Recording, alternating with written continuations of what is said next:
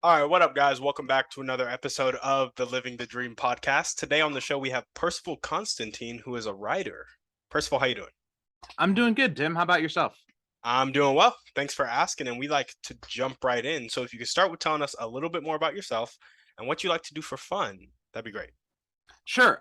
So, like you said, my name's Percival Constantine. I'm originally from the Chicagoland area, and I've been a published author since 2007. But in addition to that, I wear a whole bunch of other hats. I'm a teacher. I'm a podcaster.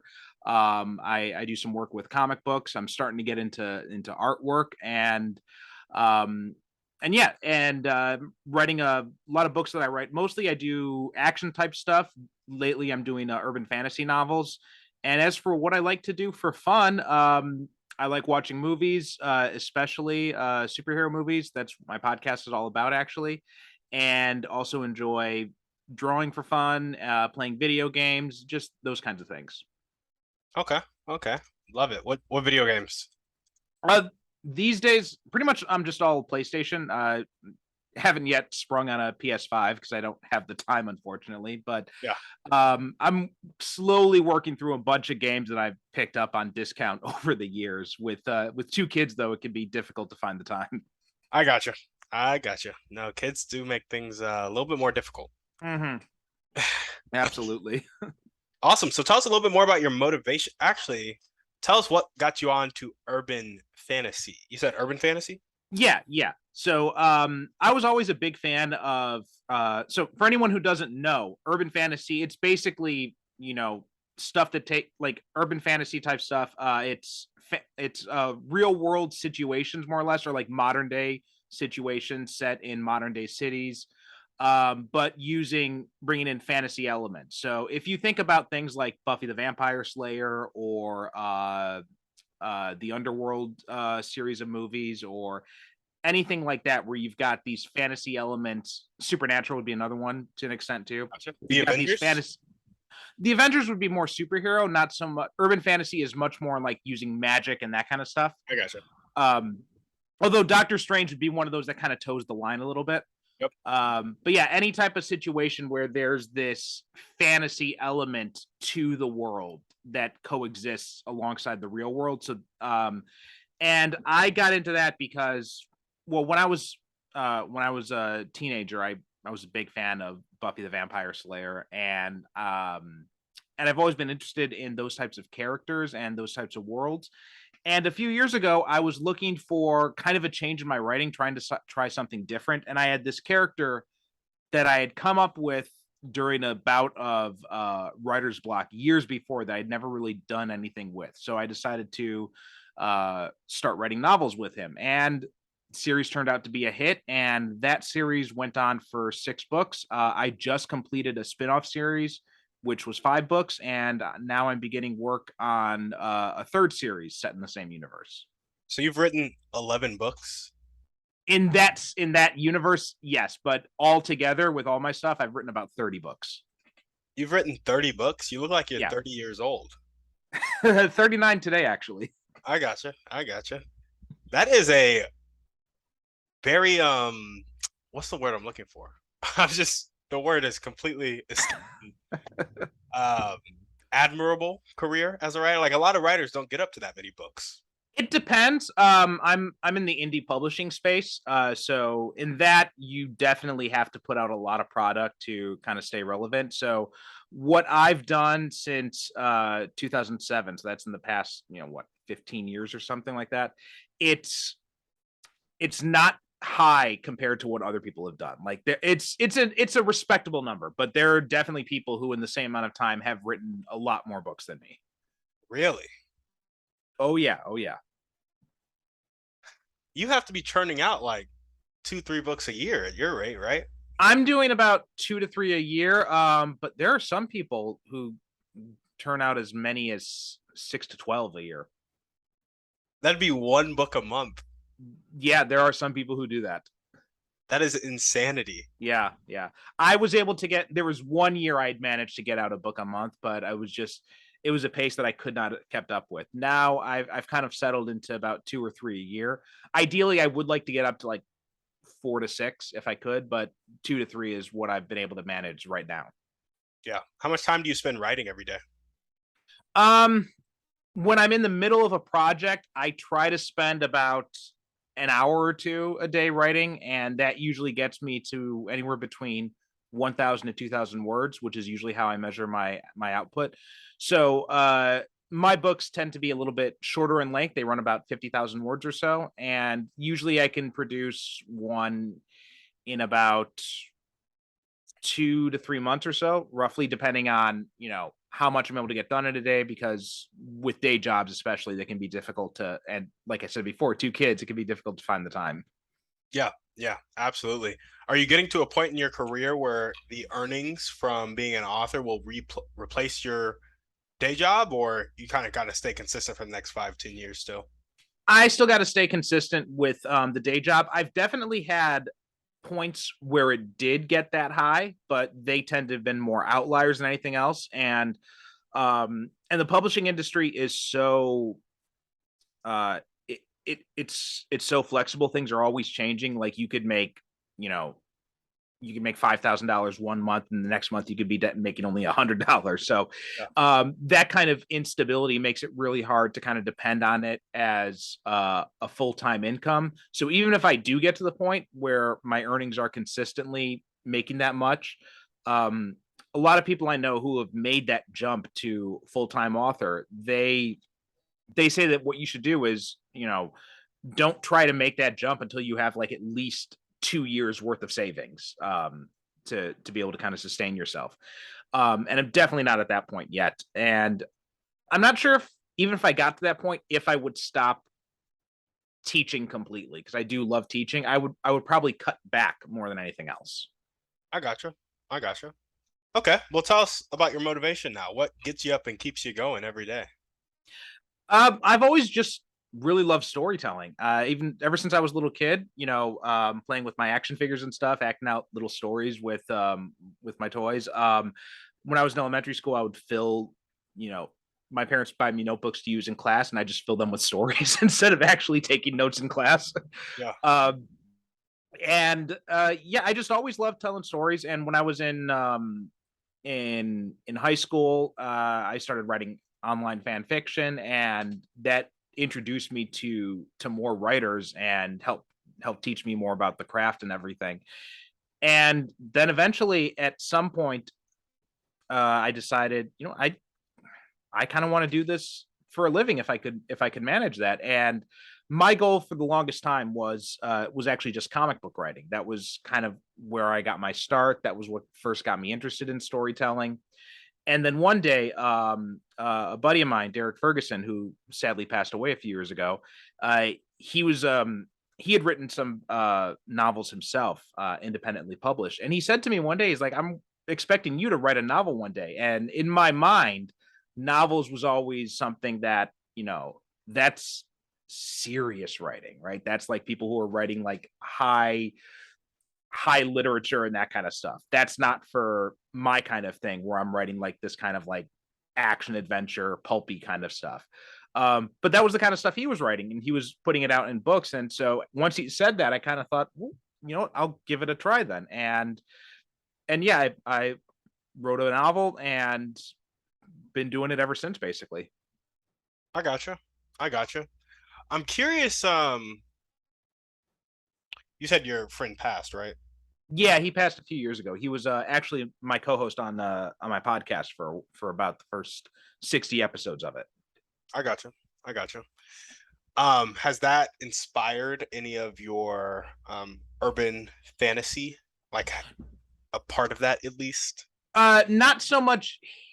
Not his passing. I was already well into writing those books when he passed. Although the idea for the character did kind of come a little bit from his inspiration, or at least my first character that kind of spun off this universe. He was the author of a series of books called the Dylan series, and his main character was a black action adventurer, kind of in the mold of James Bond or Doc Savage or those types of characters, Indiana Jones. And my main character, Luther Cross, is a black paranormal investigator. And so a lot of there were definitely some aspects of Dylan that ended up making into Luther's DNA originally, along with a whole lot of other stuff. There's definitely some stuff from, John Constantine in there from the and a bunch of other stuff mixed in too. But that was certainly an aspect of it. I think that I was reading his books a lot at the time when the character just kind of first kind of appeared to me in my head. So I think he was definitely in some small way an influence on it.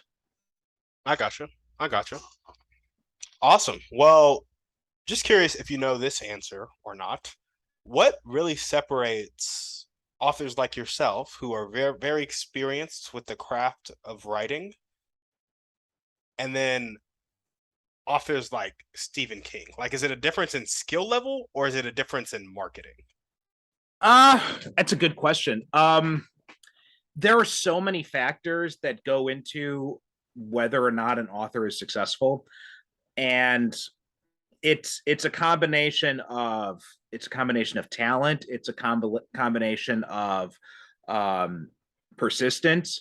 I mean, if you've ever read, I'm not sure if you've ever read Stephen King's book on writing, but it's part memoir, part writing book, and in it he talks a lot about his persistence. Like that's a theme that runs all throughout the book. And when he had first started writing, I think when he was a teenager, he talks about how when he got his first rejection letter, he put a nail in his wall, and then he stuck the rejection letter on it, and then every rejection letter he got, he stuck on that nail, and eventually the weight of the rejection letters was more than the nail could support, so he had to replace it with the spike.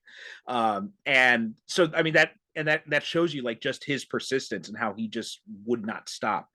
And so persistence is obviously a big part of it. Like if you're not willing to actually do the work, then you're not going to get anywhere. But beyond that, there's obviously talent, right? You're not going to get anywhere if you're not good at what you're doing.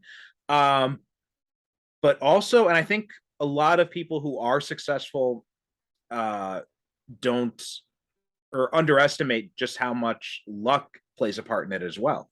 Like you can be really persistent. You can publish 100 books and or send out 100 query letters, and none of them can make a splash, right? So it's marketing is also a big part of it, especially in the indie space and increasingly even in the traditional space too, I think. So yeah, it's just that right combination of things, and sometimes it happens, sometimes it doesn't. Like that luck can be a bitch with it. Yeah. Yeah. No, absolutely. It seems like he got pretty lucky. What was the book that really popped off? Was it Carrie? I believe so. Yeah, I think it was Carrie was the one he had done. I think he'd gotten a bunch of short stories and stuff like that published before that, but Carrie was the first novel that he sold, I believe. Yeah, and I think I read most of the book. I think I read like 80% of it. And he said that his agent just called him and it's like, you're basically a millionaire now. It's kind of what happened. And his like knees buckled and stuff. And I was like, man, it really is just luck is a huge factor of success just across the board. Yeah, yeah. Like even well, also he was writing in when he got started. He was writing at a very different time back when you could make that. I'm not so sure if a writer starting out now could expect like that kind of same success in traditional publishing, just because the market is so different now than what it was in the 70s. Yeah. Yeah. What about self-publishing? Is there still potential there? I guess with a big enough. Oh yeah. Yeah, there's definitely. In fact, I'd say it's the problem with self-publishing is that this is where you definitely have to be a workhorse in it. Like if you're putting out one book a year or something like that, or if you're not going to get much traction.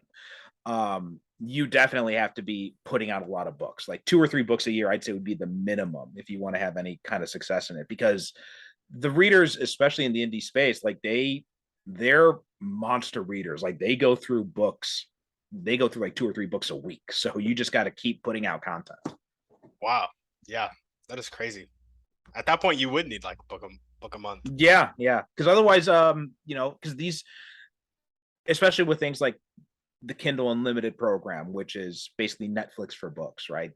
You pay Amazon, I think it's like $10 a month. You can read as many books in their catalog as you want. So, I mean, those readers, they go through a ton of books. Like they're just constantly reading. So, um, unless you're one of those authors that really kind of stands out, like, then it's very easy for you to get forgotten when they're reading so many books. I got you. I got you. Well, now we're going to jump into your dreams and goals. Mhm. So, what is your vision for your life and your career? I mean, ideally, even though I said that I probably would never go completely full time and stop teaching, ideally, I would like to get to a space where I can, instead of teaching 5 days a week, like only teaching like maybe 2 or 3 days a week would be nice. Giving me more time to spend with my family, more time just kind of relax a little bit.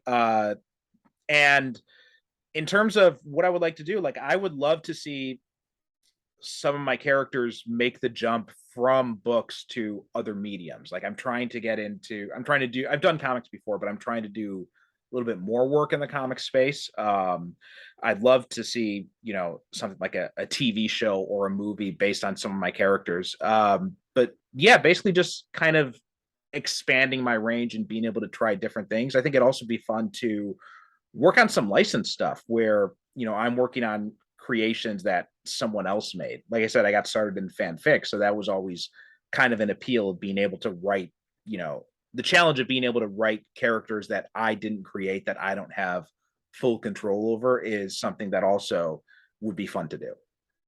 I got you. I got you. And so, is the thing holding you back from teaching 2 to 3 days per week the 2 years in savings and a more consistent monthly revenue? I'd say so. I'd say that's a big part of it. For a while, a big part of it was also just I live in Japan, so a big part of it was also just work visa stuff. But now that I'm married, I've got a family here. That's a different situation. But yeah, I think that would probably be the biggest thing. Plus, there's also an element of, especially in the indie publishing space, like if you want to be that kind of full time writer, like you've basically got to wear more of a publisher hat than just a writer hat, and a lot of the business side of, excuse me, a lot of the business side of stuff just does not appeal to me, and having to do that full time is also something where it's just like I don't know. Yeah, yeah. No, that makes a lot of sense. Makes a lot of sense. Well, awesome. If there were one or two people that you can meet right now, and this could be a specific person or a type of person, and they'd really help you take the next step towards these dreams and goals, who would they be and how would they help you? See, I saw this question there and I was trying to think would be a good song. um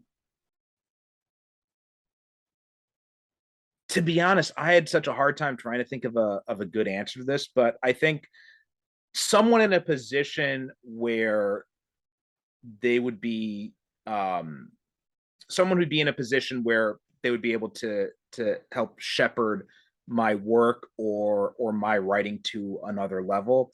And that could be a producer, that could be a director, that could be a publisher, like any of those types of things. Like it's hard for me to think of a specific person, but more of a type of person. I mean, if I was going to think about someone that I would just like to meet in general, um, I would love to meet James Gunn. Like, I think I just did an episode about we just recorded an episode about Peacemaker, the HBO TV series he did, and just talking about his work and just his approach to creating. I think I would just really like to kind of pick his brain a little bit. I got you. I got you. Sounds good. Well, what are the most important one or two things that everyday people can do to help you accomplish your dreams and goals? So you meet Sally at the Mm-hmm. grocery store and you're like, Sally, here's how you can help me. How they could help me personally, or how they could help themselves. How they can help you. You're like, Okay. I'm trying to replace my job, Mm-hmm. go part time. Here's how you can help me. So the two biggest things they could do is, well, first off, go over to percivalconstantine.com, pick up one of my books. A bunch of them are available for free, actually. There's a bunch of free content there you can get. And that'd be one thing you could do to help me. Another thing is just kind of help spread the word. Like, and I think this is this is an aspect that I think all writers talk about this, but I don't think all readers have quite internalized. Um, Review the stuff you like to read. Like if you read a book, you love it, don't just hit the, like on Kindle, they give you an option to hit like 5 stars or whatever. Don't just choose a star rating, but also write a review. Like, and it doesn't have to be long. Even like, a paragraph, right? 3 to 5 sentences is all you need to that can help um, spread the word about stuff. Any kind of way that you can help out an author. One of the best ways you can help out an author is not just by buying their books, but by reviewing stuff and talking about it on social media. Like, hey, even if you've only got 10 followers on Twitter or Instagram or whatever, just anything like that can be a huge help, because you never know which of those 10 people will read that and then pass it on, and they'll pass it on. So even anything like that can really help a lot. Yeah. Yeah, no, absolutely. I've been experiencing that with the podcast. I think we've done like 280, 290 episodes like published or something like that, or Mm-hmm. at least that's how many we have in the bank. And I'm like, I have 9 reviews on Apple, and I think over 3,800 people have tuned in to an Mm-hmm. episode, right? So I'm like, I'm on average getting 10 plays per episode, and I have 9 reviews. I'm like, if you guys just gave me a review, like it would help get the message out so much. I'm getting like 100 listens per episode, and I'm up to like I think we just released 112 yesterday, and I've got 3 written reviews on Apple. Exactly. It's like, man, if you reviews run so deep, and Mm-hmm. the longest time I was stuck at like 3 or 4 reviews, and I was getting like 4 plays an episode, and then the reviews jumped up and it doubled my plays, and I'm like, I bet if I Yeah, got more reviews, it would again double my plays. yeah. So it's just funny. It's that eternal problem that guys like us face is when we're doing this on a very small scale, like any little bit we can get, we're just like I've sat there and I've refreshed like the Apple reviews page, like, okay, come on, come on, come Yeah, on, come on. yeah. I'm almost to the point. I'm a sales guy. I'm a business guy. I love Mhm. business. Of like just calling people up and be like, "Hey, please go listen to my podcast and drop a review." Like just one-on-one attention. Just The request. podcast space is especially difficult because at least with one of the nice things about books is that it is much easier to advertise, I think, as in comparison to podcasts, because Amazon makes it very easy to advertise for a low cost. Facebook makes it really easy to advertise for a pretty low cost. But advertising a podcast is so much more difficult. Like I've looked at, I use the Overcast app when I listen to my podcasts, and they got those little ads at the bottom, and I've checked those, and it's like, oh, we'll sell you an ad for like $500 or something like that. I'm like, Yeah. Yep. Yep. Yep. And that's only worth it. I mean, if you're gonna get a direct ROI on your marketing, like if you're like, yeah. I'm gonna spend this 500 and make 800, 300 profit, golden. But if it's Mm, like a podcast and it's genuinely free, there's no business on the back end, there's not ads. It's like, right. man, that's kind of rough. Mm. But yeah. So guys, review everybody's stuff. Drop us a 5-star review on iTunes. Go review Percival's books and his podcast as well. Get him up to a 4 written reviews, Yeah. maybe 5. Let's go Maybe 5. Who crazy. knows? Yeah. Well, awesome. Now we're gonna jump to our thriving 3, and the first question is, what is your favorite book, movie, or podcast? Pick one. So, favorite podcast that I'm listening to now is, and this is definitely on the nerdy side, but it's a podcast called Digging for Kryptonite, and it's all about exploring Superman as a character. And I'm actually just the other day I recorded an episode guest starring on the show, so I'll be on it. I think he said this episode's coming out in December. But it's hosted by Anthony Desiato, who's a really great host, really great guy in general, and it's this fascinating exploration of Superman across his existence, across media. Like, so he's gone into the golden age, the original comics. He's talked about all the different movies, the TV shows, the even like the old George Reeves show from the 50s.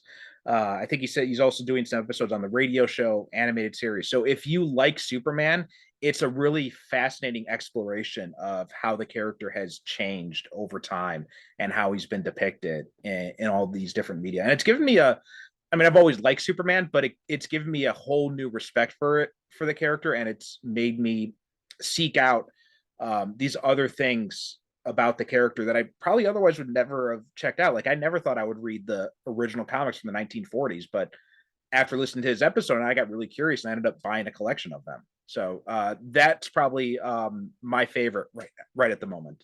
There we go. That's so cool. That is just a completely foreign world to me. Like I did in my head, podcasts are like solely self-improvement, and that's such a small section of podcasts. Oh yeah. Like there are podcasts on everything. So digging for kryptonite. There we go. And what Yeah. is one way you like to take care of yourself?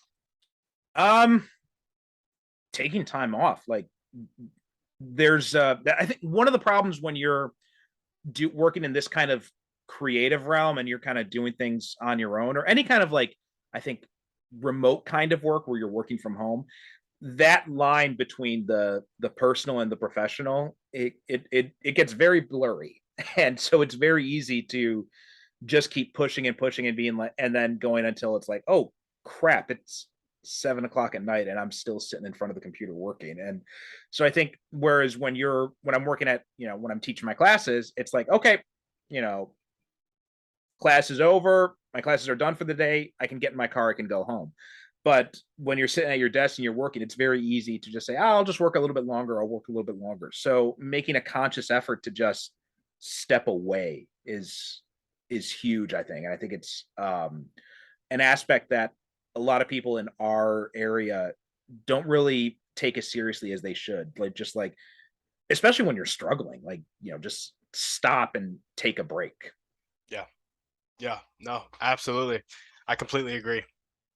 I'm the first one. Like my fiance has been out of town for the past week and Mm-hmm. real business focused, trying to build a business on the back of the podcast, trying to monetize stuff, trying to like I have two goals in life: financial freedom for myself and my family, and then Mm-hmm. working on alleviating poverty around the world. Mm-hmm. So really trying to So really, really small goals, right? Very easy to make. that's why there's only two. They're big Yeah. deals, right? They cover the gamut. Um, but yeah, I'll be working at like 10 p.m., 11 p.m., just like Mm-hmm. because I don't really have a life outside of like Yeah. work and like my fiance. So that's that. I love it, but it does get like, wow, my eyes hurt from looking at a screen so much. Yeah. Go Yeah. take a walk. Yeah, absolutely. Like, I mean, well, like I said, I live in Japan. We've got hot springs everywhere here. So that's one thing that's also just been, like my wife did that the other day. She's like, "Can you watch the kids tonight for just an hour so I can just go to a hot spring?" And I said, "Yeah, sure." And then after she went, I'm like, "You know what? That actually sounds really good. I think I'm going to do that tomorrow then." And just something like that was just, it's I think it we don't think so much how much just stopping and not doing anything can be very effective. Absolutely. Absolutely. Well, now we're going to go to the antithesis of stopping and not doing anything. What is one action step you can take right now or continue to take if you're already doing it to meet James Gunn? Um, well, I think getting to that point would be tough, but I think it's more like tangentially related as opposed to directly related. But I think one of the things that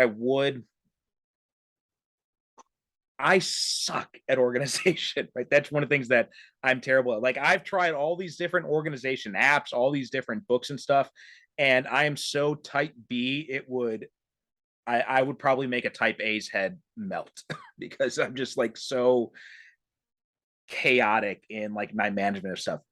Finding some way to crack that egg and being able to have better management skills, I think would be what I could do. And that's like been my eternal challenge. Like my if you can't see it right now on this camera, but if you could see my desk right now, your head would probably explode because it's just like things are just a total mess. Do you think it's a natural thing? Do you think it's a coping thing? I think it's a natural thing. Like, because I've tried really hard. I've made consistent efforts to a few years ago I read I can't remember the author's name, but the book titled Getting Things Done, which is like this famous like time management book. And there's an app that was made that was specifically based on what that book talks about called OmniFocus. So I bought OmniFocus and I and I've worked hard at it. I'm like, okay, I'm gonna stick to this. I'm gonna stick to this. And then within like 3 or 4 months, it's just like slip, slip, slip, slip, slip, and then I'm back to chaos. So it's very much a natural thing. Like every time I've tried to get more organized, it all eventually falls apart. It's a huge mindset shift, I think, that my mind is just not capable of. I got you. Would you say you're comfortable in the chaos? Yeah, I think I would. I mean, there are definitely times when there's too much stuff and I'm like, oh shit, I forgot to do this, this, and this.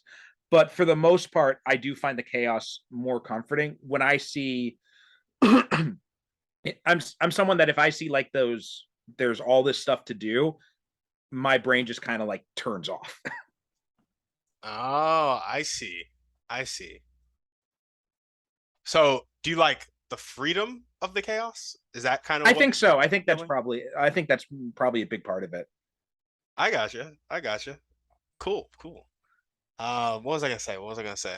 Um, so you like the chaos, but sometimes you're like, "Ooh, I forgot to do some stuff that's important." You really like Mm. the freedom of the chaos. Have you ever read the minimalist books?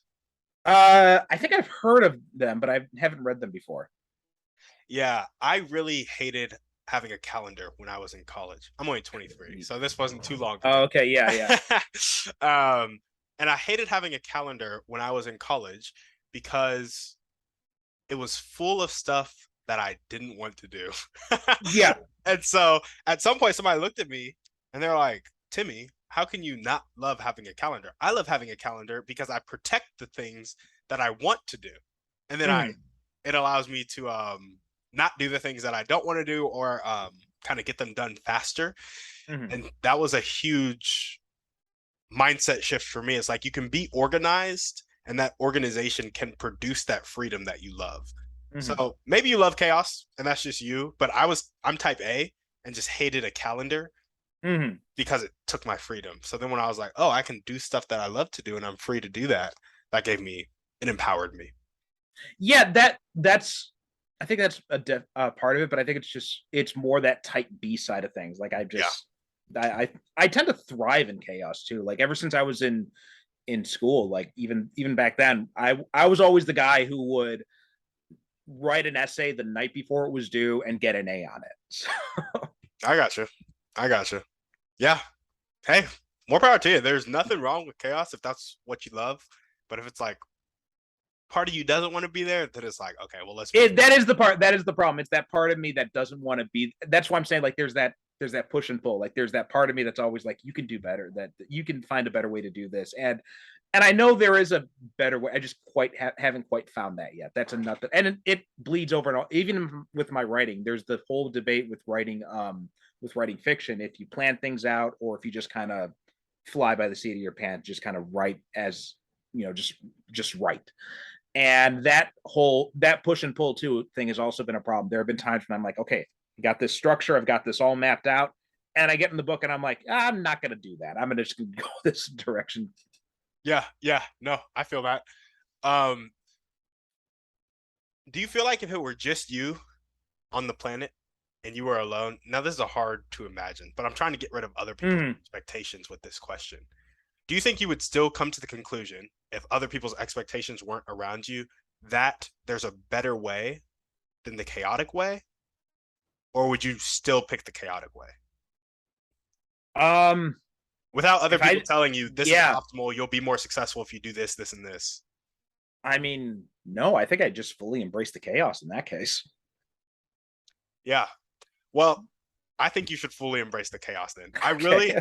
I don't think there's a better way for you to function if that's the case. Mhm. Maybe it takes more thought, maybe it doesn't. But if that's the case, man, being your most authentic self will always produce the best result Mhm. 100% of the time. So, Yeah, I agree with that too. I think there is a um I do think there is a way. I think there's some sort of balance that I think would be better for me though. But I do definitely see that point as well too. I feel that. I feel that. Well, we got our last couple questions here. Now, they require a lot of pretext. I did not send these questions beforehand, and they're difficult questions. So if you don't have an Okay. answer, feel free to say, I don't know. Okay. No pressure, because I don't have an answer. That's why I'm asking them. So, a lot of people have come on the podcast and they said that the catalyst that helps people change from having a fixed mindset, not willing to accept help, and not willing to accept change, to having a growth mindset, being willing to accept help, and being willing to accept change, the catalyst that helps people make that switch is a personal choice that happens after either extreme inspiration or extreme desperation. Do you agree, disagree, have anything to add or subtract? Um, I'd agree. I think that makes a lot of sense, and especially from what I've seen, I think there's definitely an element of truth there. That's also been one of my things is I hate asking for help. I've always been very much, self-sufficient. So, and the whole idea of networking, like I hate it. I just hate it. I'm so type B and I'm so introverted that the whole idea of pitching yourself to people, it just like it makes me feel like a used car salesman. Um, but yeah, I think that there's definitely a lot to that. Like you have I think you need, if you're not able to make that change from, I think you need some sort of trigger to really kind of push you into changing that. So yeah, I'd agree with that. I got you. I got you. I got you. Really? You don't like networking? I don't. Oh God, I hate it. I hate it so much. I I'm very much not a people person. I got you. I got you. Hey, I feel that. I'm pretty introverted too. I can network to a degree. Like Mhm. when I ask people these questions, dreams and goals, and kind of have the ability to hold them accountable to it, I can talk to you all day. Outside Mhm. of that conversation, you have about 3 minutes with me. Yeah, same here. Same here. Yeah. So I can vibe with it. I can vibe with it. Oh, for loving to do stuff alone, there's a book called Who Not How. Who not how. Maybe check it Check out. that out. It's one of those I'd say it's part of success literature, and it talks a lot about finding your genius zone and then Mhm.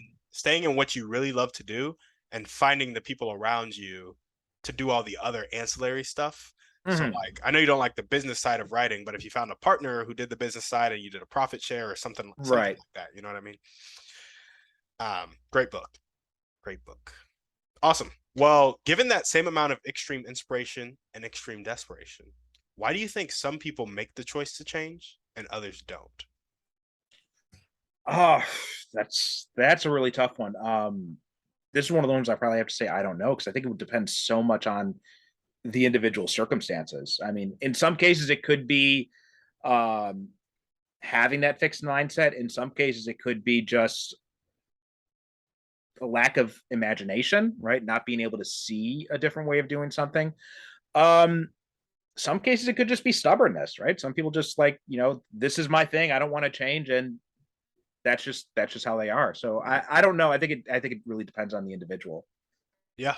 Yeah, no, for sure. I completely agree. It's all about that personal choice, right? So Right. Yeah. it's a personal reason why you don't make that personal choice. Exactly. Yeah. Yeah. Yeah. Well, some people need a smaller amount of inspiration or desperation to change, and others need a larger, more consistent amount. Mhm. What do you think establishes that threshold, and can it be influenced? Again, I think it would depend on the individual. In both, it would depend on the individual. I think what amount would depend on the individual person. And sorry, what was the other part of the question?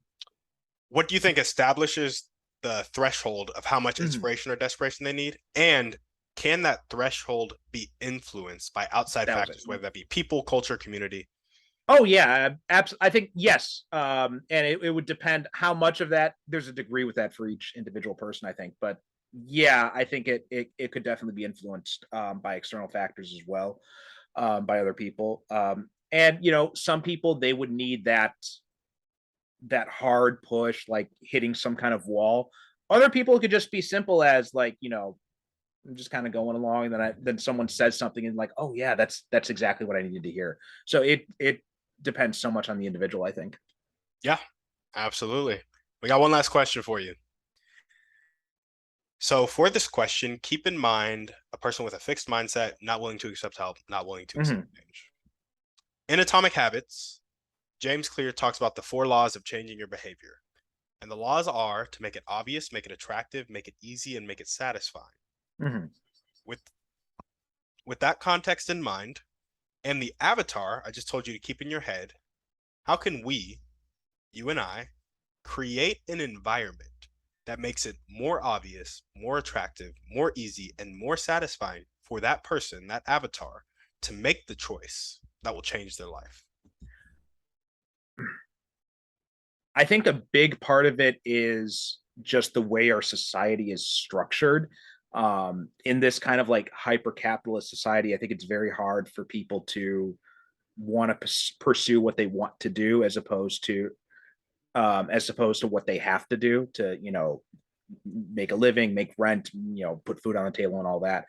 Um, I think if we were able to free ourselves from that, if we were able to have people have like a baseline of support, I think that would be probably the best thing that we could do, at least as a society. I know individually it's a different story, but because I think once you have that baseline of, and studies have done like people who have, there's no difference in like happiness level from the people who have just enough to make to live comfortably versus those who have more, right? There's no difference in happiness level. They're just as happy. Once you have those basic needs met, everything else after that is just additional stuff. So I think if we could meet those basic needs to begin with, I think it would make it a whole lot easier for people to do the things they love.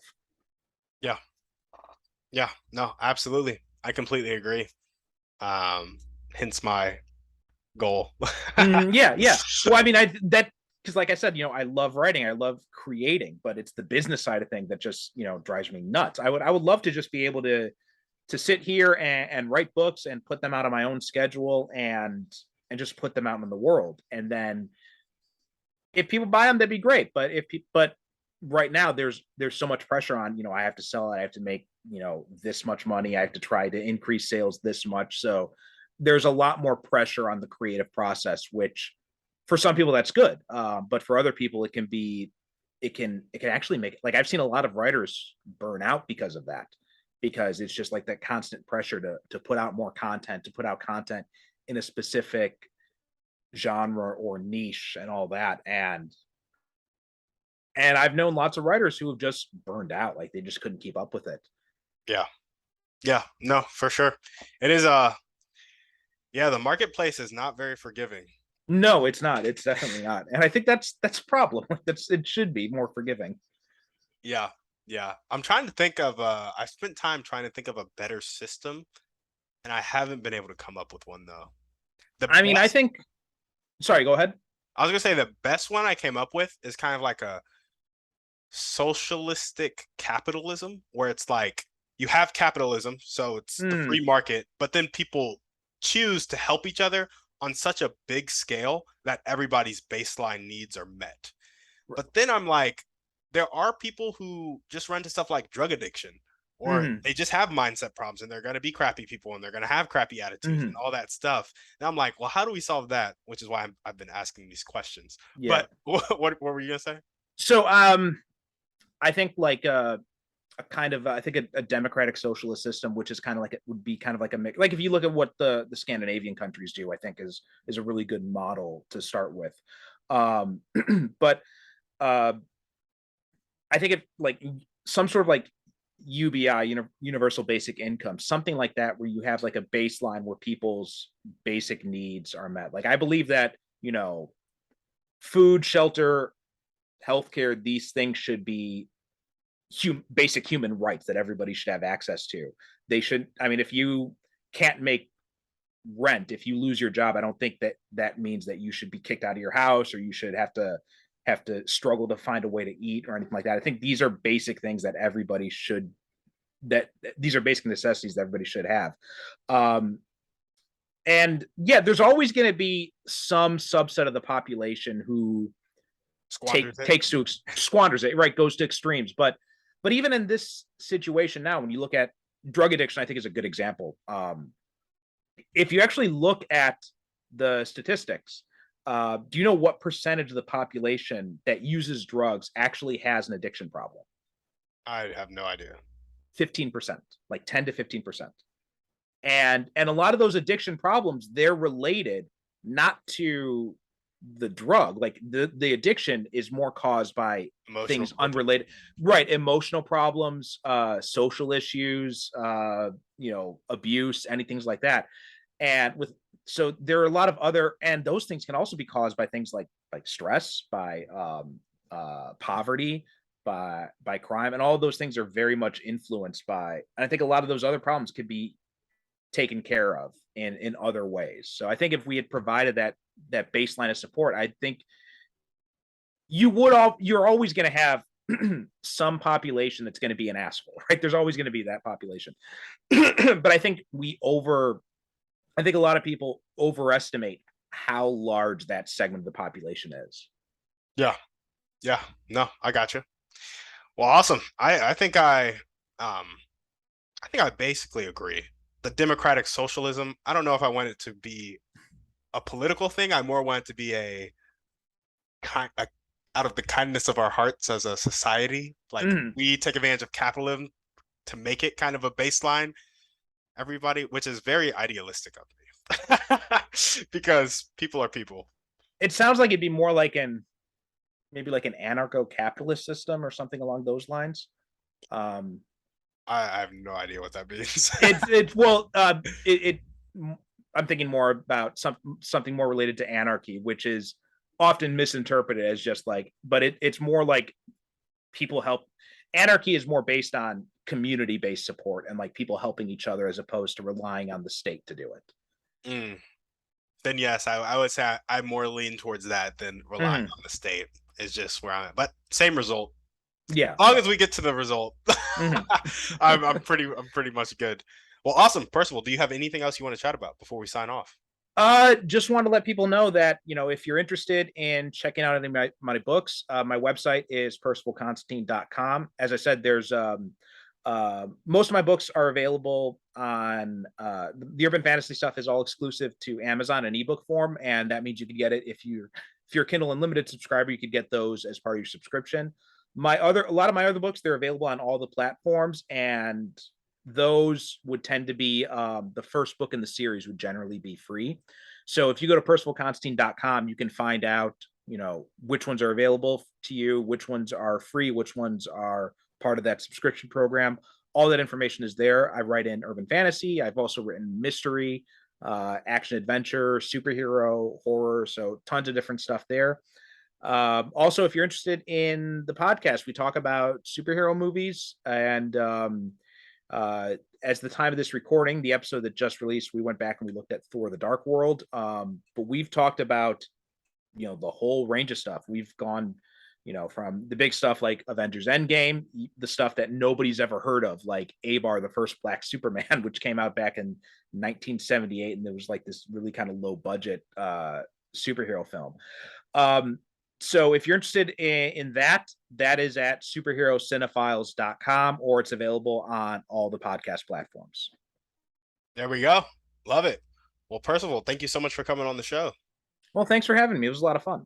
Of course, and you guys heard him. All the ways to reach out to him will be down in the show notes. If you like his books, go check him out. Let's leave him reviews everywhere. Books, podcasts, on this podcast. And yeah, go ahead and shoot this podcast over to 1 to 3 people need to hear this message. Give us a 5-star review on iTunes, and we're out.